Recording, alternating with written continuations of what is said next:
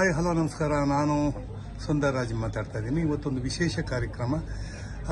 Rotarian ಕ್ಲಬ್ನ 75 ಕ್ಲಬ್ನ ಒಂದು 1000ಕ್ಕೂ ಹೆಚ್ಚು ಸದಸ್ಯರು ಬಂದು ಇಲ್ಲಿ ಕ್ಲಾರ್ಕ್ ಎಕ್ಸಾಟಿಕ್ ಅನ್ನೋ ಒಂದು ಜಾಗದಲ್ಲಿ ಒಂದು ಕಾರ್ಯಕ್ರಮ 2 ದಿವಸ ನಡೆಸ್ತಾ ಇದ್ದೆ.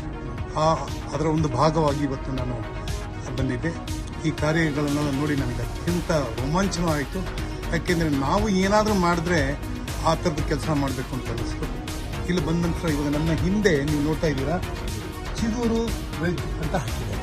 ನಿಮ್ಮೆಲ್ಲ ಕೇಳಿರ್ಬೋದು ಸಾವಯವ ಕೃಷಿ ಅಂತ ಹೇಳೋದು. ಇವಾಗ ಎಲ್ಲನೂ ಕಲುಷಿತವಾಗ್ಬಿಟ್ಟಿದೆ, ಎಲ್ಲ ಮಿಕ್ಸ್ಡ್. ನಿಮಗೆ ನಮ್ಮ ಇಂಡಿಯನ್ ಆಹಾರನೇ ಸಿಗೋದಿಲ್ಲ. ಪಿಜ್ಜಾ ಸಿಗತ್ತೆ, ಬರ್ಗರ್ ಸಿಗತ್ತೆ, ಆಮೇಲೆ ನಮ್ಮ ಥರದ ತಿಂಡಿಗಳೆಲ್ಲ ಮತ್ತು ಊಟಗಳೆಲ್ಲ ಮಾಯ ಆಗಿಬಿಟ್ಟಿದೆ. ಅಂತಹ ಒಂದು ಸಂದರ್ಭದಲ್ಲಿ ನಮ್ಮ ಗೆಳೆಯರು ರೊಟೇರಿಯನ್ ಶಿವಕುಮಾರ್ ಅವರು ಮತ್ತೆ ಶ್ರೀನಿವಾಸ್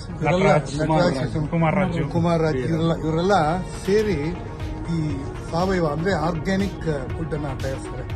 ಆರ್ಗ್ಯಾನಿಕ್ ಅನ್ನ ನೋಡಿ, ಒಂದು ಗೊತ್ತಿಲ್ಲ, ಅದರಲ್ಲೇ ಒಂದು ಆರ್ಡರ್ ಇದೆ, ಆರ್ಗ್ಯಾನಿಕ್ ಅಂದ್ರೆ ನಮ್ಮ ಆರ್ಗನ್ಸ್ ಎಲ್ಲ ಚೆನ್ನಾಗಿರ್ಬೇಕು ಅಂದ್ರೆ ಆರ್ಗ್ಯಾನಿಕ್ ಆಹಾರನ ಸೇವಿಸಬೇಕು. ಇವತ್ತು ಎಲ್ಲಕ್ಕಿಂತ ಹೆಚ್ಚು ಆರೋಗ್ಯ ಮುಖ್ಯ. ಕೋಟಿ ದುಡ್ಡಿದ್ರೂ ಪ್ರಯೋಜನ ಇಲ್ಲ, ಎಲ್ಲ ಹಾಸ್ಪಿಟಲ್ ಕಟ್ಟಬೇಕಾಗತ್ತೆ. ಅದರ ಬದಲಾಗಿ ಹಾಸ್ಪಿಟಲ್ ಕೊಡೋ ಬದಲು ಸಾವಯವ ಏನಿದೆ ಆರ್ಗ್ಯಾನಿಕ್ ಆಹಾರನ ತಿಂದು ಆರೋಗ್ಯವಾಗಿರಿ. ಅದನ್ನು ಸಪ್ಲೈ ಮಾಡೋಕ್ಕೆ ನಮ್ಮ ಶಿವಕುಮಾರ್ ಇದ್ದಾರೆ, ಅವ್ರ ತಂಡ ಇದೆ. ಮನೆಗೆ ನಿಮ್ಗೆ ತಲುಪಿಸ್ತಾರೆ.